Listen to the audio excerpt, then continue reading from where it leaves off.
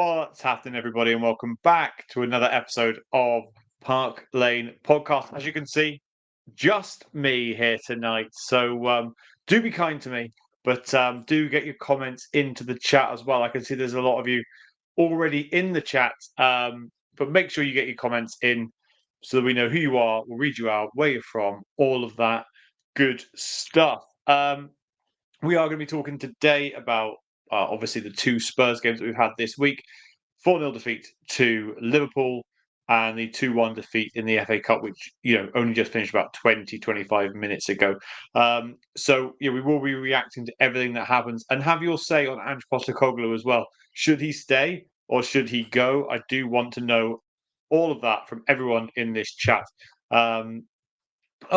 Somebody's turned up for us to join in today. Callum is here, so I'll bring him in now. Callum, how are you, mate? Yeah, it's been one of them weeks, hasn't it, mate? I'm not going to lie to you. I feel like I'm older. Well, it was my birthday and Spurs ruined that. And then this as well, just a shit in me cereal to go along with it. So, yeah, personally, I'm okay. Football-wise, I'm thinking, what's my next team to support? Because I'm thinking Orient are probably going to be better for me this season and they probably won't have as much heartbreak. Let's put it that way. Yeah. Yeah, exactly, mate. At least we are well in our health. That's all we can ask for, I think. Let's read some comments out. Some people in the chat. So Jay said, typical Tottenham, we focus on the Europa League. We need our key players back massively. Now you're here, we'll kind of go off script a little bit, Callum. This is a good place to start. Where we sit at this moment in time, I heard them say it on the TV today, say Spurs have got players out, but so has every team. I don't know any other team in the Premier League that's missing their striker. They're probably starting right winger, the starting left backs, and two starting centre backs, and their secondary centre back, and their goalkeeper. Or do you think that that's still, we can't blame that on performances? There's two ways to look at it. Obviously, we can cry bloody murder and say, yes, we've got one of the worst injury crises, but then Bournemouth have been without so many of their key players, and look where they are in the league, and they're still taking big scalps. On the other hand, we've known about this injury crisis for the last, nearly going on 4 months now, and the club has been well aware of it.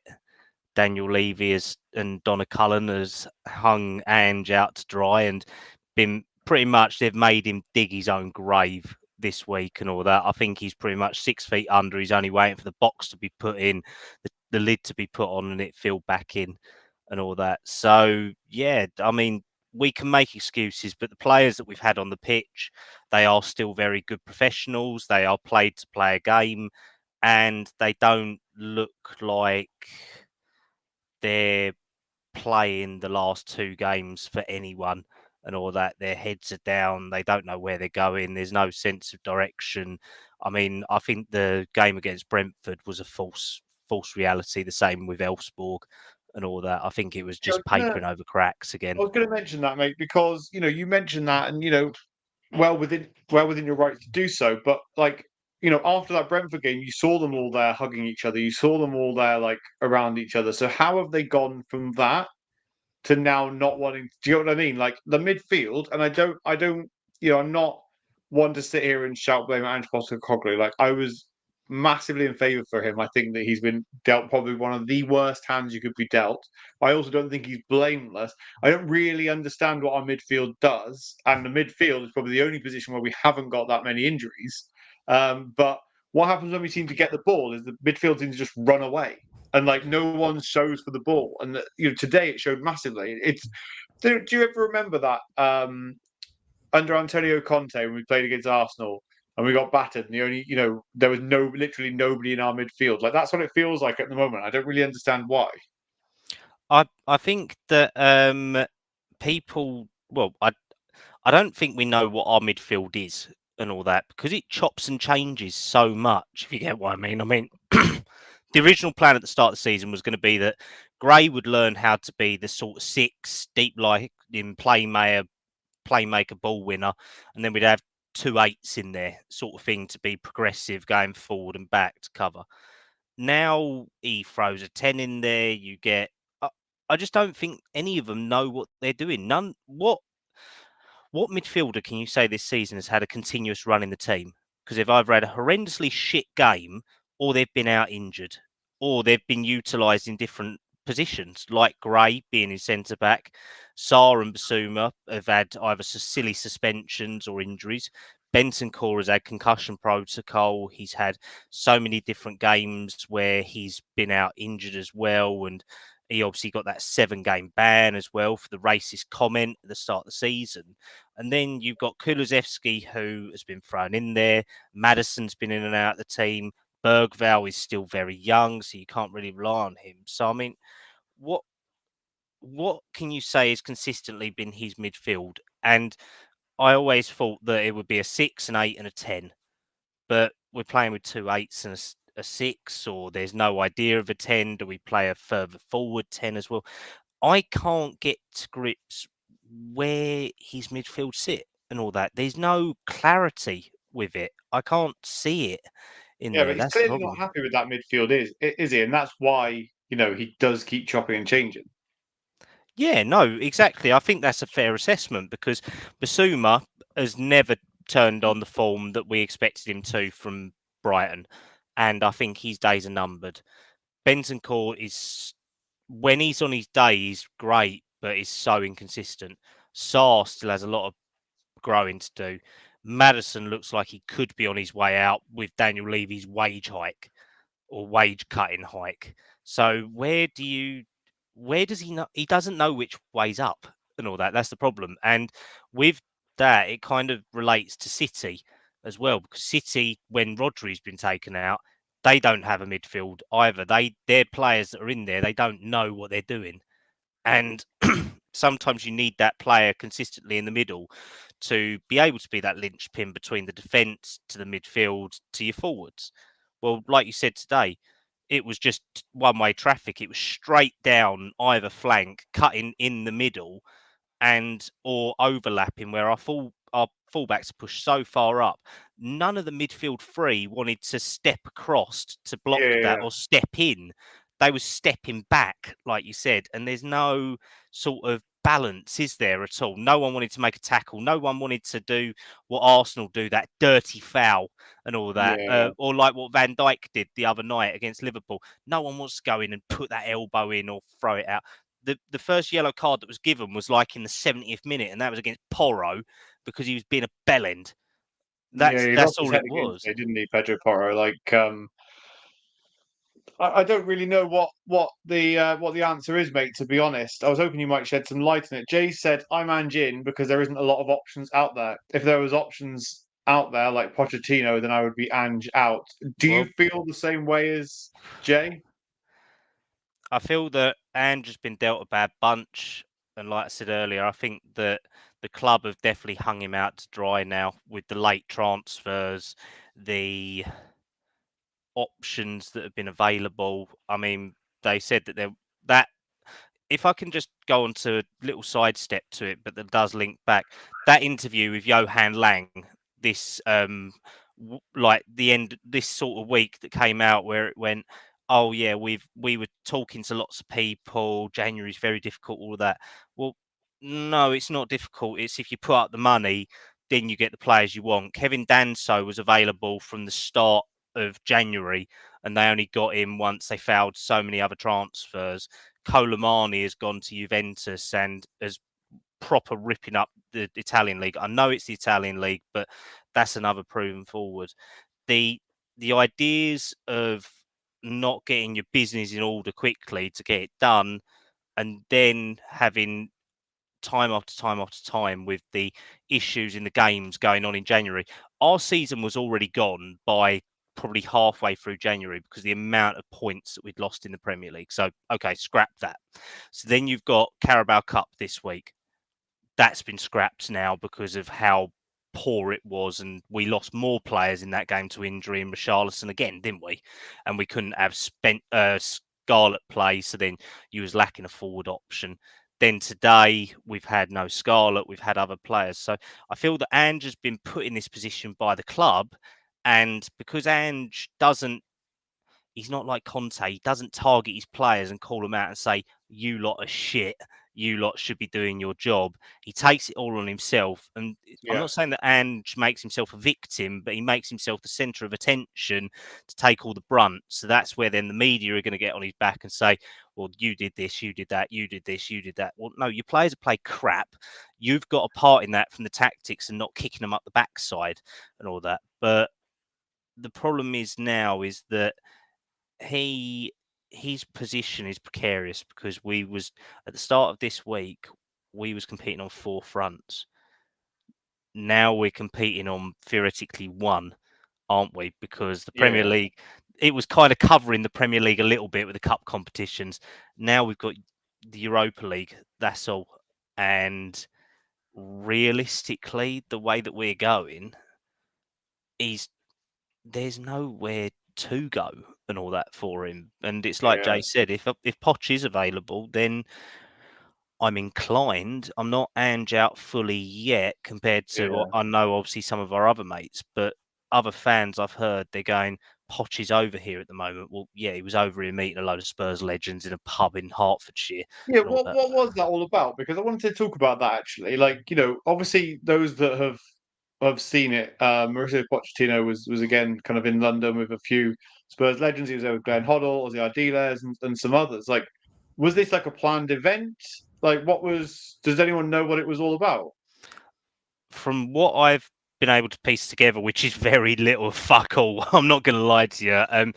It was theoretically planned. They was going to do something or other in that formality, but it just happened that there was so many Spurs legends there that obviously everyone's jumped on it and put it all together and kind of put two and two together and made nine sort of thing, saying that he's back, we should sack Ange, sort of thing. But if Poch is available, I mean, the whole aim of him going to the US national team was to go in there and rebuild their structure for it and get all this young American talent going, which he has done so far over there, and they're on course for a very good World Cup competition when it comes up next time around. So would the question is, would he actually jump ship from somewhere where he's quite stable, not under Yeah, threat, to go, unless Levy fucking begs him, and you know he won't beg and all that. He'll just run amok as usual. But I know that by the look on Dave's face, he's ready to set fire to Hotspur Way and Hotspur House, everything like that. So I'll shut up now. yeah. I didn't know actually that thing with Pochettino. I didn't actually know whether whether it was like some kind of like Spurs Legends event, and then he happened to like. I don't really understand kind of what he was doing there, but it does. If there was nothing going on and they all seem to kind of hang out with Poch, then you know, He's it good what's mates with weird about Ozzy though. it. He's good mates with Ozzy though, because of the Argentine connection, and then with Ledley. A lot of the people that were there were club ambassadors Yeah, who yeah. have either done it or are existing as well. So He's always on Instagram, isn't he? Like flexing with his Spurs kit on and stuff, and he like it's all a there, bit weird. Like, there was that link up with Lucas Moura a couple of weeks ago as well when they played like I think it was a Copa America game or something like that, and he was playing around the same area, and it was Poch, Lucas Moura, Jesus Perez, Tony Jimenez, and Miguel De Agostino, who's his like coaching staff sort of thing. But it always seems that when the goings getting tough at Spurs, Pochettino always seems to reappear on social media. He's very quiet in between, but he always turns back up when sort of feelers have been put out there or someone's talking something and all that. yeah, yeah. It's difficult. I think that Pochettino to Spurs is gone. I think that from Dave's shaking his head, but I think from the Dave's fact going to that set fire our to your fan house base, by the I'm look going of to it. say this right now, our fan base, if they were to call, like I heard, things on Twitter today that the fans were calling for Pochettino again. The fan base fucking slated the shit out of him when he went to Chelsea. Absolutely couldn't stand him. The moment that the going gets tough, it's fucking typical of our fan base. Is that now we're back on flexing on someone else because we think it will make it all better again. Rather than standing there and trying to fix the issues that are already ongoing, we think, let's go to the next little thing, see if that helps us out. It's fucking shit, and it's not going to work. It's not going to work. And the likelihood of him leaving the job at the US national team, it's got to be probably the most piss easy job you could have in terms of like you only do a bit of work every so often, then you get the rest of the time is just scouting. I think it'd be mental. Like as you say, Levy would have to beg him back. I don't think they sack Ange till the end of the season minimum. I think minimum it goes on till then, right or wrongly. Anyway, Dave, welcome back. What shall I have you talk about first? Actually, do you know what? You can have your say on Pochettino. First of all, like, what do you make of like this meetups that he does with Spurs ambassadors and whatnot? I think he loves Tottenham, personally. I think Why that's do all you it is. I think he's got good memories at Tottenham. He's got, he's formed some good relationships. Maybe he's thrown his hat in the ring. You never know. But you know how much I've defended Ange for a long time. After watching us against Liverpool midweek and watching us tonight, he, rightly or wrongly, he has changed his tactics, but now we do nothing. We don't defend and we don't attack. We do. Against Liverpool, we had no shots on target. None. But that's... and people can obviously understand that we've got injuries. We've got 11 first-team players out and things like that. But we were struggling before the injuries. I think Gary O'Neill came out and did an interview and said, this is how you stop Tottenham. And then all of a sudden, we struggled. We started to struggle. And we started to look leaky and look a bit, frail. It's probably the right word. To go out of the League Cup and the FA Cup in a week, which is all really Ange is pinning his jobs on. Yeah, the Europa League, but we're not going to win that the way we play. I think it's time's up, mate. I think it's time to go. We've lost 20 league games or something stupid like that. Or how many league games we lost this season? Yeah, quite a few. What I will say is if he goes out, I believe personally that he's whatever he does is not going to be right. He goes against Liverpool and he attacks Liverpool with a 1-0 win. We get beat 4-0. He gets absolutely slaughtered, even if we have 20 shots on target. But he did nothing. Well, that's what I mean. Like, whatever he does, he can't do, right? He's got to do something. What I'm saying to you is he has to do something. To adapt. We called him, he was unable to adapt. He was making substitutions late. Now he's adapted. He's making early substitutions at half time, which aren't doing anything anyway. And now, but the thing is, right? Look, he hasn't adapted because all he's done is stop attacking. We're still leaky as fuck. So Mario Brothers would love Spurs defense, mate. They'd be plugging leaks all day long. This is the thing. He hasn't adapted because all he's done is stopped attacking so much, but he hasn't fixed the holes that are behind the real root of the problem. And so you can say he's adapted, but really he hasn't. He's just said to the team, let's not attack so much. Okay, but we're still leaky defensively, but now we're not exciting to watch. We are boring as fuck to watch at the moment. In terms of form in the league, 24 games, and it's 8 wins, 3 draws, 13 losses. And the only teams that have lost more games than us are Wolves, Leicester, Ipswich, and Southampton. And how many of those teams beat us? 3 of them. Yeah. I'd be very interested to know how many games, though, out of that, right, which no one will have the stat for. How many games of that have we lost by 1 goal, for example? But that doesn't matter. It's not about losing by 1 goal, because when you're playing against teams like Leicester and Ipswich and things like that, you should be rolling them over. With 5 players out injured, we should still be rolling them over. The problem is no other team in the Premier League, and I will not have anyone say this, no other team in the Premier League has lost their goalkeeper, 3 centre-backs and a left-back in their starting lineup. I understand that. And I get, but the thing is, you need to look at the form. This is what I've been doing, because obviously I knew this show was coming. After the Liverpool game, I had a look. We were losing games when we had a full squad, when we had Romero and Van der Ven at centre-half. We were still losing games. We were still getting picked apart when we had Udogie, Van der Ven, Romero, and Pedro Porro at right back. I can't remember who was against that, but we lost the game 2-1. And that's when this dip started. And I'll be honest with you, a lot of these players, obviously I don't want to swear too much, but they're little bitches. They're hiding behind injuries. I feel like some of them are like, I don't want to face what we're going through, this crisis at the moment, or I've got a dead leg. Like James Maddison, for example. He's got a muscle strain. James Maddison's the worst. In my opinion, he's a player that likes to play when you're winning, doesn't like to play when it gets hard. Same with Romero. But that's the whole team at the moment. You got even the players that are playing, they're not turning up. Heung-min Son has been awful this season, and we've just given him extended his contract by a year. What are we doing? I think that's just to protect value. To be fair, What if value we has want he to. got when he's playing like this? Yeah, it's to protect some value, isn't it? It's to like get maybe £5-10 million for him rather than letting him go on a free transfer. Like, and that's just sensible in my eyes. It's sensible business. Like, he doesn't have to, but that doesn't, doesn't excuse the fact of him playing. I agree with that. Like, but then we nearly go out and spend £60 million on Tell, and I thought he was awful against Liverpool. I thought he was awful today. I mean, he scored, but I thought he was dreadful. His touch was. I mean, I'm a bit wounded by him, right? I never really liked the fact that a player rejects signing for us, and then we get him anyway. See, I disagree. Yeah, he hasn't looked amazing, but it's a new league, it's a new team, it's a new way of playing. His finish was great. It was a great finish. But when you say he rejected us, he didn't. It wasn't the fact that, and I read the story, it wasn't about him rejecting us. It was about him thinking, have I got a future at Bayern? Do I want to leave on a permanent transfer now, for example, which is absolutely fine. He's 19 years old anyway, so it makes no difference. No, but that's if he chooses to. I wouldn't want to stay. I wouldn't want to come to Tottenham right now. Yeah, but then he didn't want to come to us on a permanent, right? So then we get him on loan with an option. So the option's pointless because he won't choose us anyway. But what I'm saying to you is, would you, if you're a professional football player, want to play for Tottenham right now?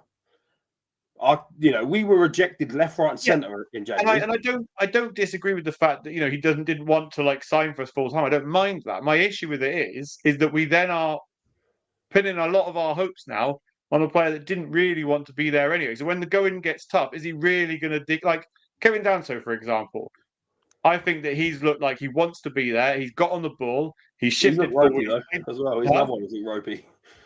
He's another one who's ropey. Look, he is a bit ropey, right? But he's getting stuck in. Like, I've seen him against Liverpool. He pulled the ball out of the fence. He made a run. Today, he missed a 5-yard sitter, right? But he was there to try and like do something about it. My issue that I have with Tell, and only his performances will change that, is of what has happened prior. Now he has to put his on the pitch. I saw more arm waving from Tell against Liverpool than I did for Højbjerg in most of his time at Spurs. The whole time I watched Tell, I thought, Dave will love this bit of Højbjerg arm waving. All he did was waved his arms at everyone, saying, "Come on, let's all run about." Like, I don't like him. We'd probably have been better off getting fucking Jamie Donnelly back after his goal yesterday and all that. I mean, to be honest, I think the bigger picture is, and everyone says this whole caveat about who's out there. No one's out there that's going to be worse than what Ange is right now. There is nobody out there that you could put in charge of this team that would do a worse job. Ryan Mason. A proper manager. There isn't a manager out there that could do a worse job than Ange is right now. The issue is, if we go for a manager now, we're just going to be getting whoever we can get. Dave, what about Tim Sherwood? What about Sherwood? We'll get that prick back. Well, let's be honest, mate. Ange has the worst record out of any Tottenham manager ever. What, worse than Gross? It's worse than Gross now. You see, this is what I'm saying to you. Like, his record is awful for Tottenham as Tottenham manager. But I also think you have to allow. You have to allow. 4 in 24. Put it that way. But you have to allow time. Like, what we want is for Spurs to be able to improve over a long.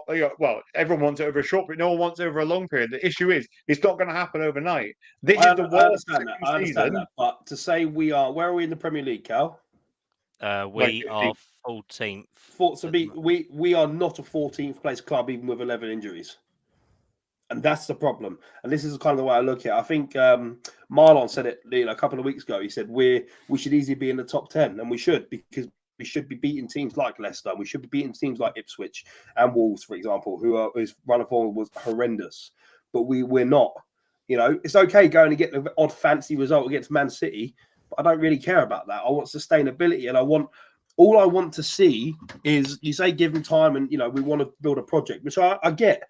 People want to build a project, that's fine. But when it comes to building a project, you have to see, the project going somewhere. At the moment, it just looks like we're going backwards. And I understand he's got injuries, and you can say, he's had all these players out injured and everything else. But when we had the players fit, we still struggled. But I don't know how many games before our both centre-backs got injured. He's pinning his hopes on getting all these players back and hoping that our fortunes change. I am telling you now, from what I was looking at before we had all our injuries, it's not happening. He's going to get all these players back. Things aren't going to change. Yeah, we'll probably be a bit more competitive, but this whole he's adapted kind of thing, he hasn't adapted. we're just not attacking as much. And that's it in itself is a worry, because one of the reasons why I hedged my bets on Ange is because it was exciting. It was fun to watch, like a basketball game. You know, we might lose 4-3. At the moment, we don't look like scoring. We don't create any chances. We don't make any decent runs off the ball. There's no longer this, forward press, forward high line press, etc. And we're still shipping goals left, right, and centre. So that's the worry for me. I've supported Ange since the beginning. I called for him to be employed. I thought he was a great employment, a great manager choice. But at the moment, the wheels have well and truly fallen off. No one can sit here and suggest that what Ange Postecoglou is doing is a good job, right? No one can sit here and do that. But I think the one thing that we have always done as a fan base is start to blame the manager. We always blame them. Well, I mean, we could always talk about chairman, but I'll leave that out for a second, right? We always sit there and blame the manager. We never sit there. Why is it that every single manager that's come in, every single set of players that they bring in, at some point they all stop performing? My issue is that if you want to go through a rebuild right now, what will happen is, even if we get all 11 players back again, it's like resetting the clock. You might as well reset that rebuild again, because the issue is it's been such an unprecedented issue that we've had that you can't include, in my opinion, you can't include this period in that rebuild time, because it's just not. And just say you're right, Luke, right? Like, the signings that Ange has made, and I don't mean, you doggy that came in with Paratici and things like that. I mean the signings that Ange has made, right? How impressed are you by the signings he's made? I've been impressed, but it depends who's signing, right? So if we go on it on paper and we look at Archie Gray, Lucas Bergwall wasn't probably under him, right? Archie Gray, Bergwall was under him. No, he wasn't his sign though. We've been scouting him for a year, so it was same as Archie Gray. We were scouting him. Let's just use that as a. I can't. Someone pull up Ange Postecoglou's Solanke. Pull them up on transfer market and have a look, because I'm generally interested to know who are the signings he's made, and are they going to take us to the next level? 2 seconds.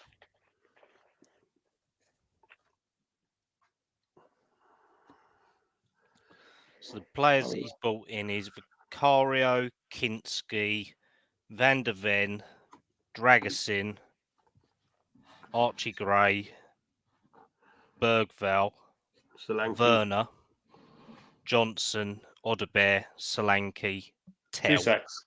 What I'll do, I'll bring it up on the screen. Give me 1 second, guys. Here we go. Sorry, everyone. I mean, there's not many of you watching, but bear with us, because I think this is a good thing to discuss. It's a good point. It's what I'm saying. It's a good point. Right. Everyone can see that, right? Give me 1 sec.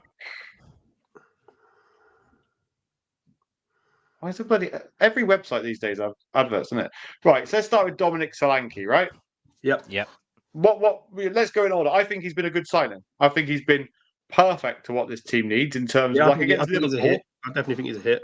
I think that's what we've missed. Brennan Johnson. So, Cal, tally this for us, will you? Hit and miss. Brennan Johnson, based on goals alone, I would say hit. Yeah, he's a hit. I think he's a hit. Yeah, but James Maddison, I would say, is a miss. Personally. Archie Gray's been a hit. Yeah. Van der Ven's a hit. Yeah. Kulusevski doesn't count. No. Odebear is different. Miss at the moment. Yeah, impossible to tell because he's barely played a single game. Dragusin, I think, is a miss. Yeah. Vicario, I think, is a miss. Oh, do you? I think he's been a hit. No, I think he's a good shot stopper, but Kinski's a hit. I like Kinski. And that's where we run out. Really. Oh wait, why did it? Why's Jota there? I know, because it's got as coach of, annoyingly. Valise. That's a fucking weird one, Valise. That's a club sign. Yeah, just put him as a miss. Bergwall, I'd say hit. He's a hit. Tells, obviously, I can't say anything about Tell yet. He's only played twice. Danzo, you can't say anything about. He's only played twice. And then, but what I mean is, if you were to, if one question I will ask you both, based on the players that I've just mentioned, do you see a top 4 team signing how many of those players? Yeah, think and I agree, only but one it or depends two. on what you're going for, isn't it? Are you going for a rebuild style Do you- squad, or are you going for a? The issue is, and I don't think they're Ange's problems. I think the issue that exists with that is the chairman. Yeah, I agree. Well, you don't know my thoughts there. Levy out always. I mean, I was having this discussion with my brother, and he's an Arsenal fan, so it's always difficult, but he's quite level-headed when it comes to it. And he says that it's not the managers, it's not the chairman, it's whoever's scouting these players and all that, and saying that they're good enough and this and that. I mean, there's more misses than hits, aren't there? Because it's not like we haven't spent money. We've spent a fuck ton of money and all that Yeah, since Pochettino has gone. We've done the one thing that Pochettino was asking for. We've spent money that should justify a rebuild. But the amount of misspending and misappropriated funds is astronomical, and it's shocking. Buying Regulon, buying Bale, getting Bale on loan, Vinicius, Richarlison 60 million, Johnson 50 million, Endombele, Bella, Lo yeah, Lo Celso. Sessegnon. Sessegnon, I think, was the right buy because he had the potential, but it's just his hamstrings were made of glass. Just on that, and it kind of relates into this. I did see a stat today. Japhet Tanganga. There's like a list of his injuries on Twitter, and he missed something like, I don't know, a year and a half, 2 years of football when he's at Tottenham. He's played Not one 48 at back-to-back Millwall. games for Millwall. Nothing at Millwall. So what does that say about our medical department? What is going on? Because players seem to leave this club that are always injured. Lo Celso is another one. Players seem to leave this club that are injured, and they play elsewhere, and they never get injured. Yeah. Another one that was a waste of money, Bergwijn. Not Bergwijn, Bergwijn. I mean, at least we got our money back on But him. again, he's another one who's playing consistently. He's another one who, is reluctant. He gets injured and gets knocks and everything else. So there is clearly something. There's a big problem at Tottenham, and it's not just with Ange. I just personally, I'd take Poch back in a heartbeat, in an absolute heartbeat, and I'd go through the process. Realistically, though, do you see it happening, Dave? Yes. Would he actually want to come back? Do you know the one reason why I see it happening? Daniel Levy is. You heard it today as well. We want Levy out. We want Levy out. That pressure cooker around him is building and building and building. Which is. Do you think it's even a possibility like that it could be done? Yeah, 100%. Levy he's the type of guy that I want to save his own skin every time, every day of the week. How do you save your own skin with fans that are dead against you? You bring back someone they love. The thing is, as well, Dave's right, because today was the first time properly. I've heard it at little quadrants. Oh, it's loud today. It wasn't just Levy out. It was them singing Pochettino's name and all that. And the last time that happened was when Conte was on his downward spiral and all that. The fans have stuck behind Ange. I mean, we've got the Twitter rumblings and all that in the background, but the away fans and the home fans have stuck by Ange a lot longer than Twitter has. And this is the first time that I heard it in such consolidation, calling for Pochettino's name.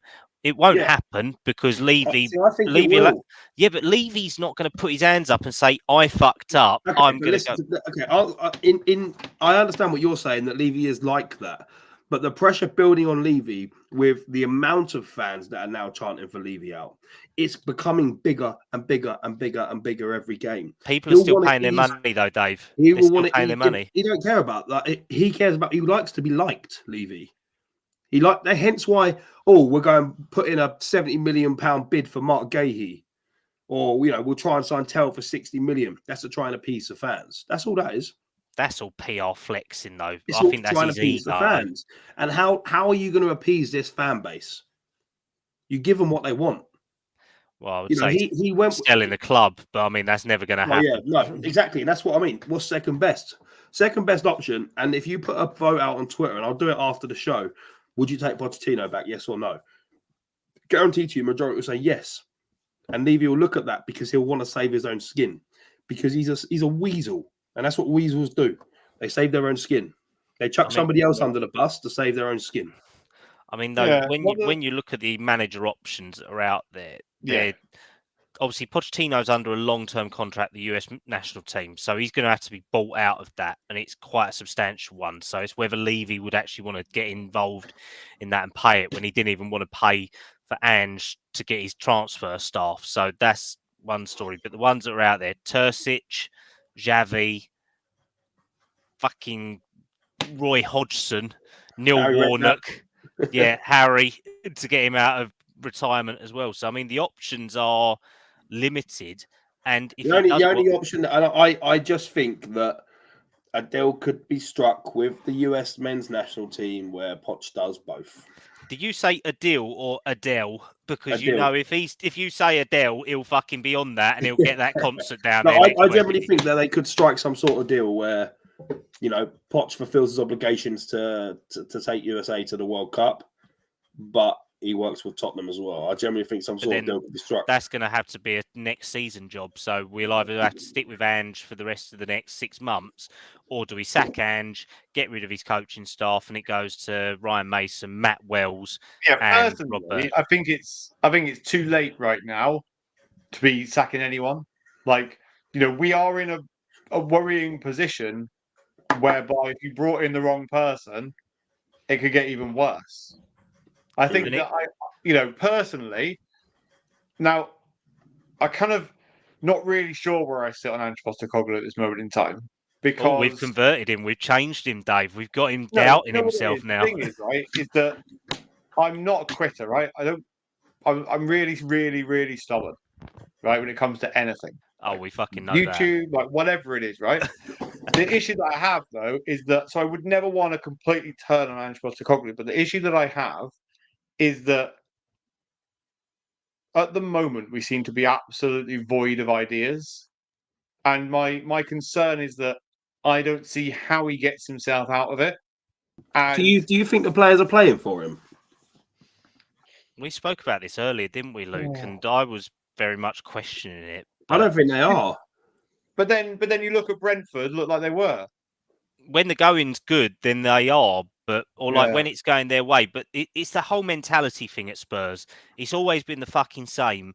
When they're on a high, they're all good. When they're on a low, no one wants to stand up and be accountable for it. The lack of pressing, I don't like from this team. You know, I think that when you play the style that he plays, a press, you know, a counter press or whatever you want to call it, is imperative. Because the issue is if you sit back on it, then you haven't got anything when it goes to going forward. My issue is like how we turned up in one of the biggest games of our season with a 1-0 lead against Liverpool at a place where if you don't have the right mentality, you'll get fucking killed, you know, metaphorically, obviously not physically. But my issue is that a lot of the time he says, the dressing room is for the players. Like, you know, the dressing room is like their area. Like, I try and stay away from it. Like, and I get it to some degree, right? They want to get themselves into certain mentality and zone. But like, there doesn't seem to be any pre-match like chat in my eyes. Like, I don't remember a game where we've flown out the blocks. Like, I remember time and time again where we've said we've been slow to start, but we carried, you know, we got into last season. Fucking look at today. Look at today, to concede within 1 minute and all that. I mean, when you think our captains are Son, Maddison and Romero. Son couldn't organise a piss up in a brewery. Maddison spends more time crying on the floor. And Romero's going to turn up miraculously from injury when the international breaks in March. That's literally what we've got. I mean, I would happily say that I'd rather give captaincy duty to Kulusevski because I know he's not been great the last couple of games, but at least he's trying and all that, and he does well as captain for Sweden because, I mean, fuck me, there's no one else on that pitch who I could trust. None of them have got a backbone. They haven't got a backbone. That's the problem. This team is spineless. Right. Let's try this then, right? Let's go round one each, and we where do we go from here? Like, for Spurs, where do Spurs go right now with Ange Postecoglou, with ownership, whatever you want? How do we get out of this situation that we're in now? And what's the realistic, moves that you think they'll make? Dave, I'll start with you. Blood money. Yeah, but I mean, that's not a realistic thing that's going to happen, is it? That's the only way that we win anything. We don't win anything. I mean, right now with Ange, with the players, players, Ange has to go. In my opinion, tomorrow? The results are too poor to win 4 Premier League games in 24, whatever it is, or 5 in 25. I don't care who you are. or what injuries you've got, it's not good enough. To go out of 2 cups with a whimper and to be absolutely bludgeoned by Liverpool in a cup semi-final is not good enough.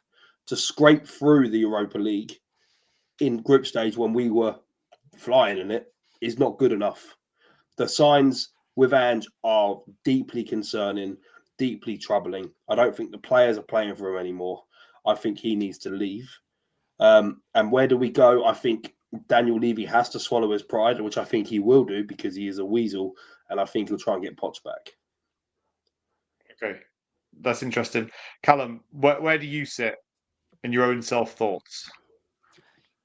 Well, I've had more fun watching Orient the last couple of games. I'm not going to lie. So I think Not with that clown as their manager. I'm not interested in that. Well, no, he's a wanker. He's a tosspot. But the players on the pitch, I'm loving watching Donley, Keeley, Sonny Perkins, and all that down there. I think they're traditional old way of playing. But no, in terms of Spurs, I mean, if it was me, I'd have gone and recalled a lot of our youth players in January and given them a chance and all that. I would rather have, instead of wasting money going out there and buying Tell, getting Danso and all that, I'd rather have, if we was going to say our season was fucked and it was just gone, then we should have just got back Donley, got back Keeley, got back Scarlett, got back Phillips, got back Dorrington, fucking even Solomon and all that. I know that's a political issue on a whole nother topic, but he's actually doing stuff at Leeds. I'd rather have gone and got them and let them develop and play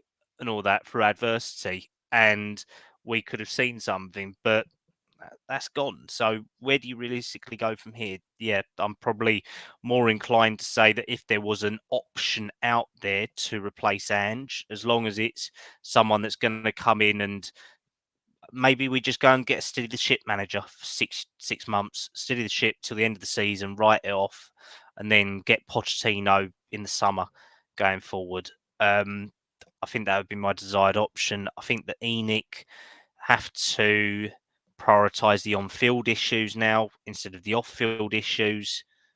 And I'd probably put Johan Lang and Scott Munn up against the wall and organise a firing squad. And that's how Dave can get his blood money. We can get a box of transfer money and get their blood on it. And then that'll be Dave's blood money. That's how it equates to it, because we ain't going to get any oil money coming in. So that's the closest I can do for you, Dave. But all jokes aside,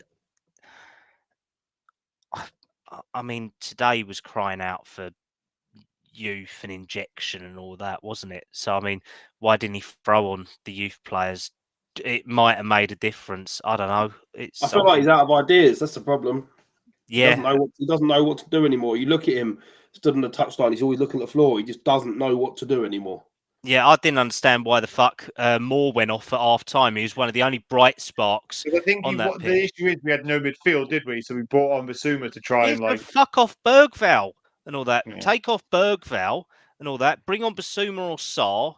Keep Kulusevski in the middle and all that, and then you've still got our biggest problem. And I'll be honest, our biggest problem is with no Solanke. Personally, I think we don't. There's have no focal point. There's no focal, and Richarlison can't stay fit either. So. No.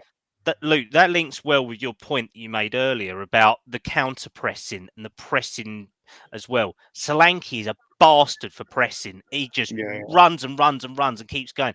Richarlison, lazy prick. He runs past the player. He's too quick and then gets confused like a usual pigeon that he is. But Solanke is so good at that pressing from the front that we look like we've got a focal point up there. But what do we do? Just Henry Winter, obviously journalist. This is quite an interesting article he's wrote. Late goal, not enough for Spurs. Spurs' most loyal fans want Levy out. Their views been coming over loud and clear. Postecoglou will be the only one who eventually goes. That's what clubs do. The manager pays the price for poor results and performances and a lack of progress. But the problem at Spurs lies far deeper than a stubborn, uninspiring manager who resembles a spectator on the touchline, who, in fairness, has had horrendous injury problems to contend with. The problem goes further back than an unpopular chairman who is detached from fans. Levy has done some good things, notably the stadium and training ground, but has failed to address a central problem that predates him, and that is ensuring the recruitment of more and better players with a tougher mindset. Spurs have nobody like John McGinn, who can play, who's at it for 90 minutes. That's a real captain. Son Heung-min has been a fine player for Spurs, but he's fading. He's not a leader in difficult times like this. Lads, it's Tottenham. Pretty, but not winners. Spurs have to change their mentality as much as their head coach and chairman. It's a culture problem. It's the issue, isn't it? You know, there's too much for One Spurs man to to change. solve. And, Yeah. you know, my thoughts on the whole situation right now is that I don't think it does anything personally sacking Ange Postecoglou before the end of the season. I think the thing is, they talk about, just really quickly, he talks about predating Levy, but at least, you know, before Levy, we won 2 trophies in 10 years. We signed world-class players like Jurgen Klinsmann, you know, so it is a Levy and Enoch problem. Yeah. But there's other things counter- about that. A counter to that, Dave, though, is that Sugar ran the club into the fucking ground. Of course, that. I've always said Daniel Levy has done great things for Tottenham, but he's done great business things for Tottenham. He's not done great football things. We are a football club before we are a business, in my opinion. You know, I support Tottenham Hotspur FC, not Tottenham Hotspur business portfolio. Tottenham Hotspur Enoch Group.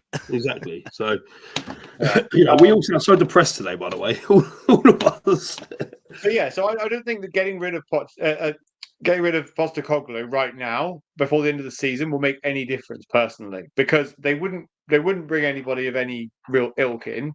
It would be, you know, one of his backroom staff or Ryan Mason until the end of the season.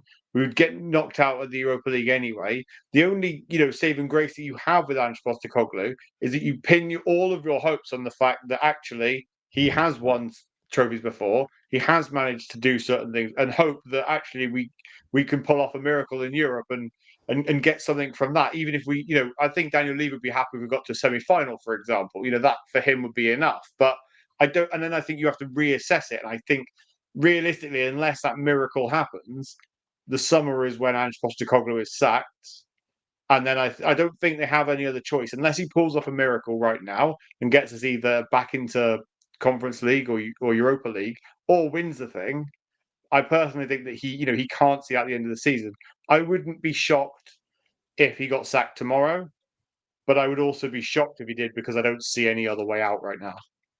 Yeah, I mean, the problem is he put a target on his back from the end of last season, the start of this season, saying, I always win stuff in my second season. And it was just stupid for him to ever do that and put that tag on it. But then, do you, like you say, is it a bridge too far that he's going for now? Because the damage is done. And do you part ceremoniously in the summer and say we've done this very nicely, bye, or do you bring someone in to try and recover it, or does he get given the chance to recover it? But the problem is, if we are out of Europe in the summer, then, and even with the coefficient rankings, I mean, it looks like if everyone does well in Europe this year from the English side, we could end up with 7 Champions League spots, 2 Europa Leagues, or 2 or 3 Europa League spots, and 2 Conference League spots. Well, at the moment, it doesn't even look like we're going to be anywhere fucking near them, and that's even with 11 teams in the Premier League getting it. I personally don't ever see that realistically happening, regardless of points. To be fair, because I just think it would be mental for the governing bodies to allow that many English teams in. But I get your point. You know, I don't see the other thing to remember, lads, is Daniel Levy likes his money. So the longer he, you know, what's the difference in cost between sacking him and paying him off compared to keeping him in till the end of the season? You know, because then you've got to pay somebody else and so on. So in reality, I'm more inclined to say he stays. But I was shocked that the board, you know, as naive as it may be, that the board didn't do anything more to try and back a man. You know, I wouldn't have expected them to do anything if we had a full fit squad. I wouldn't have. You know, I would expect us to do what we did. But to be that down and out, I feel like, you know, Ange Postecoglou has just been thrown into the lion's den, wearing a coat of meat, and just been left to fend for yourself. You get yourself out of this. Personally. Yeah, he's been left to be buried and all that. And as all managers are at Tottenham, they're all left to be buried. Dio said, can you have Jay on from Change for Tottenham in regards to protests for Manchester United next week? Well, if you get Jay from Change for Tottenham to DM us, then we'll happily have him on to discuss. But unfortunately, unless we get asked, they're very difficult. But let's talk about Manchester United for a minute, because that is the next game coming up, and we do have to talk about football.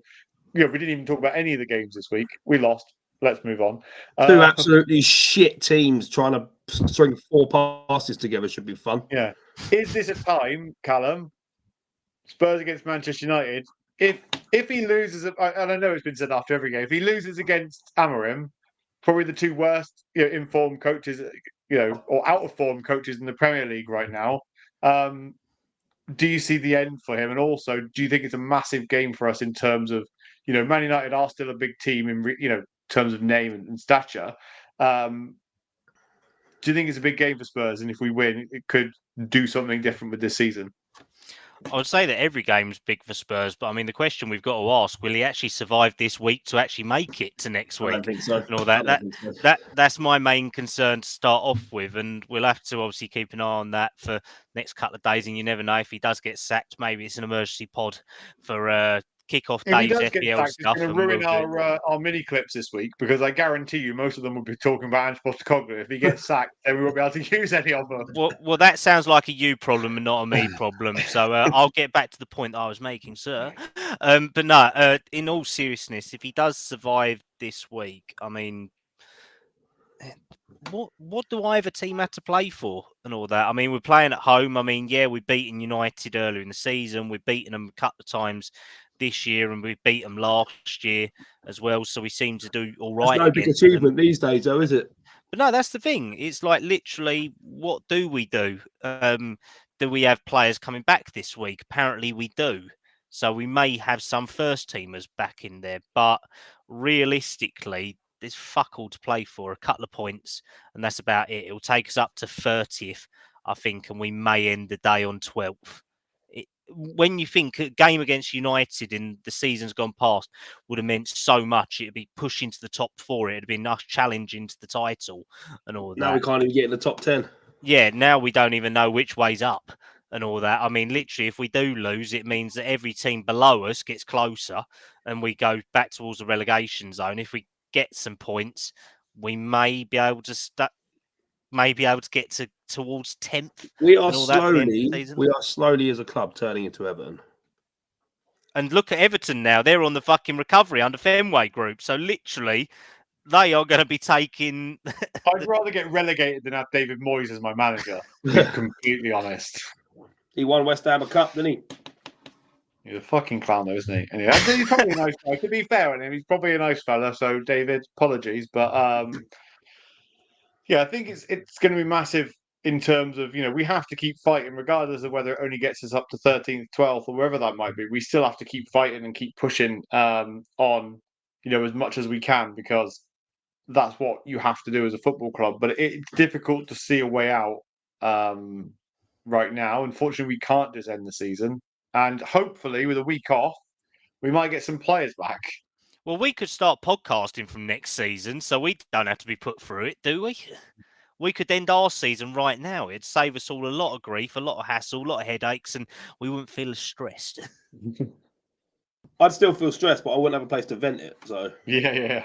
Yeah, I was going to say, I feel sorry for your family if you start doing that, Dave. That wouldn't go down well.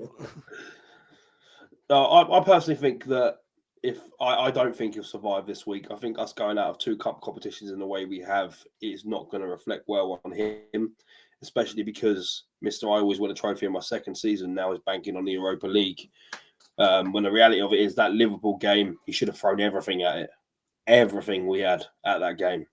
Because that was his chance to say, okay, look, we've had a shit season, but we're in a Carling Cup final. We've got a chance of winning the trophy. He should have thrown everything at it. But the way the players came out, it tells me they're not playing for him anymore.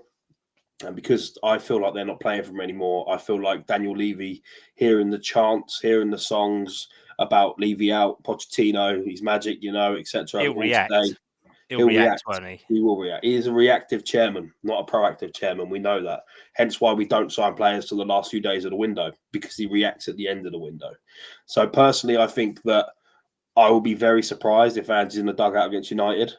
I mean, stranger things have happened, but realistically, he will try and go for someone like Poch. He won't be able to get him. We'll end up with Terzic at the end of the season or two. Steve, I'm just reading online. I don't think it's possible to get him. Like, no, Pochettino. of course it is. He can't hold him hostage, can he? If he resigns, mate, or we pay for that contract, you have to buy him out of the contract. Do you mean Pochettino or Terzic? Pochettino. Yeah, he is. He's tied to a contract to after the 2026 World Cup, big contract.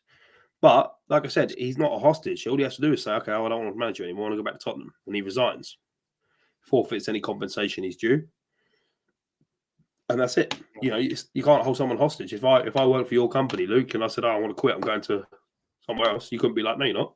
You see what I mean? Yeah. It's a difficult one, isn't it? But we do have to talk about Spurs for the time being and what we do have. So, Callum, do you expect to see any players come back against Manchester United? There's talk of potentially Vicario being back this week. I wouldn't want him. Kinski. Kinski didn't have a great game the last two. No, but he's looked a lot better than Vic. True. I mean, Van der Ven. I don't Ven. feel scared from corners anymore. Well, yeah, there is that. We don't concede set pieces and all that. Just concede it Van from der Ven everywhere could else. be back, right? Hopefully. Well, if he feels like it, by the sounds of it, it was first. Oh yeah, he's ready to come back. Oh wait, no, he's a little bit off. I thought he looked good as well. That 45 minutes he came on in the Europa League, I thought, I feel a lot safer now. He felt comfortable on the board. He drove the ball forward, and then it's weird, wasn't it? Like I said to you, the players are all hiding because it feels like they all are passing the buck. Yeah. And whenever Ange is eventually sacked, I'm sure we'll see some interviews from some of them saying us how he had no doing Eric Dyer, how he had no tactics and he didn't practice tactics or anything like that. It was a sinking ship, and Blair's so happy to have a new manager in charge, and you'll see all that. Yeah. Because a lot of them players are weasels too. The whole captain situation is a joke. Sonny should not be our captain at all. No. And Maddison and Romero shouldn't be vice captains. You need leaders in that dressing room. We don't have any leaders. None. I wonder why. I wonder whether Solanke and Johnson may be back. But I'll take Højbjerg right now. Put it that way. Fucking hell, you really are burnt. Yeah, exactly. Dead. Right. I tell you what. Let's have a bit of fun. Just pull up Jake's comment quick. 2 secs. Just got home from the Villa game. It's very evident the fans want Levy out rather than Ange. Yeah, unfortunately, Jake, that's not going to happen. Yeah, Levy will react, Jake, and he'll literally sack Ange. There's a smokescreen against that little fucking bullshit that he comes up with and all that. Interesting, though. The bold. And the fans that are going to the games are the ones that matter the most. So well, I'm there next week, so I'll let you know. I'm at United. Perfect. Oh, I feel sorry for you. You'll be watching Matt Wells in charge. This is our score predictor table. No scores this week. Dave is sitting comfortably. Should be happy, shouldn't he? Sitting comfortably at the top of the predictor league with 14 points. Winnie on 13, Wes on 7, me on 5, and Callum on 4. If you don't know how it works, every week we predict a Premier League score for Spurs. If you get the result right, so that the team that you pick wins, you get 1 point. If you get the exact score right, you get 3 points. So all to play for. Even though I'm fifth. I'm fourth. As positive as I am, I'm still going for that top spot. So there's still all to play for this season. Now, both Winnie and you're Wes, as delusional as Ange and Levy. Yeah. Both Wes and Winnie are not here this week, so we get the lovely wheel and a new reinvented wheel. This one.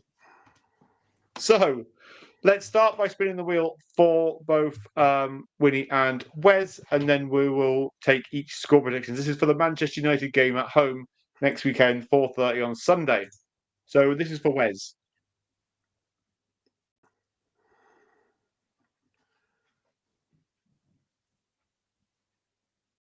Ooh. 2-0 Manchester United. Fucking hell, they can't even score 1 goal, let alone 2. Against us, they probably get 6. Oh, right, no. Let me jot this down. So Winnie's turn now. Yeah, 2 seconds. This is for Winnie. Give him like a 5-0 or something, United. Oh, look at that. Oh. 2-1 Spurs. He's dragged it. Oh. That's the score I'm going for as well. So Winnie's got 2-1 Spurs. Wes has got 2-0 Manchester United. Now, both of you boys are here, so the rules are you can't use the wheel. So sadly, the wheel will have to leave us. And Callum, what are you going to go for in this game? Oh, I've got to remain positive. I'm going to go 3-1 Spurs. Oof, lovely. 2-6. 3-1 Spurs. I'm going to go. Do you know what? Oh, it's a tricky one. Dave, do you have a score while I'm Yeah, thinking? mine was 2-1 Spurs. 2-1 for Dave. The thing is, I've got to play tactically here then. That's what I'm doing. My theory is if I copy Winnie every week, I stay top. Amazing. That's just like keep the ball in the corner flag and hope it stays there. Right. I've got to go for a different score because that's just, I can't win it without it. But I could go for the same as Callum because then he couldn't overtake me. So I'm going to go also 3-1. No, do you know what? 3-2 Spurs. I'm going for it. 3-2 Spurs. So for the United game, we have the scores of me 3-2 Spurs, Winnie 2-1 Spurs, Dave 2-1 Spurs, Wes 2-0 United, and Callum 3-1 Spurs. What is mental, right? Is that even though we've just been knocked out of the Carabao Cup by Liverpool, the FA Cup by Aston Villa, we've lost 13 games, I think you said, Callum, this season in the Premier League. Yet 3 of us have decided that Spurs are going to win against Manchester United. I think we must. That bad. We must have carbon monoxide leaks in our houses, so we're all floating on gas at the moment or something like that. We're just that burnt out that we can't think of anything else. Jay has gone for 2-1 Spurs. Wes's mum has gone for 2-2 and also said depression has set in. Well, let's hope that Spurs can do something to turn that around in the space of the next week. Now, luckily for everybody, there's no Spurs until Sunday. So we do have a week off to hopefully Who have we do got some... Who have we got after United to have interest? 1 second. Is it City? I think I'm there for that as well. No, I think it's Ipswich or Southampton. Yeah, 2-6. I didn't compare, did I? Ipswich away, 22nd of Okay, Feb. well, I'm going 2-1 Spurs for that as well because I'm not here next week. Yeah. In the chat, otherwise I'll forget. Yeah, we got Man City after that, Dave. That's the 26th. I'm there as well. I'm for that one. I'm there with that one as well. Fucking 26th. What date's that? That's a Wednesday night. Mm. And you're doing the 7:30 kickoff. Well, bet rather you than me, mate. I'm not going to lie. You ain't getting home until about 2. I don't care. Anyway, you just want to go and throw eggs at Levy. Yep. Wrap us up for today's show. We do hope you've enjoyed it. We did miss a few of you today, so do catch back up on social media. Keep in touch with us on our socials. We are on Instagram, Facebook, TikTok, Twitter, and obviously YouTube as well, Spotify, Apple Music. Everywhere that you can find us, you can find us. We'll Watch have them reels as well, mate. Watch them reels that get posted. They're decent. If you missed the show, catch up on the little reels. Yeah, throughout the week, little 1-2 minute clips to get you through the week. But I want to thank everybody that's tuned in again. Dave, thanks for coming on, mate. Last minute and all that. I love that. How can everyone find you? At Park Lane Pod Dave on Twitter or at Park Lane Pod. I'm usually ranting about Spurs, and if you want to have an argument, now's the perfect time. So pop me a message. Amazing. And Callum, how can everyone find you? Callum Stubbs 97 as always, mate. And yeah, I won't be arguing with Dave. I'm out of energy now. I'm fucked. And all you've got to do is search Park Lane Pod or Park Lane Podcast on any form of social media, and you will find us. Give us a follow. Why not just go now, go on every single social media and give us a follow. We are pushing as hard as we can to improve this show for you. So if there's anything that you want us to do, write it in a comment, get it over to us, send it on our inbox on Twitter, on Facebook, wherever you want, and we will listen to what you've got to say and try and make it work if we think it works. Cool. But apart from that, I hope you all have an amazing next week, and we'll see you next Sunday for more Spurs action. But until then, a massive come on, you Spurs.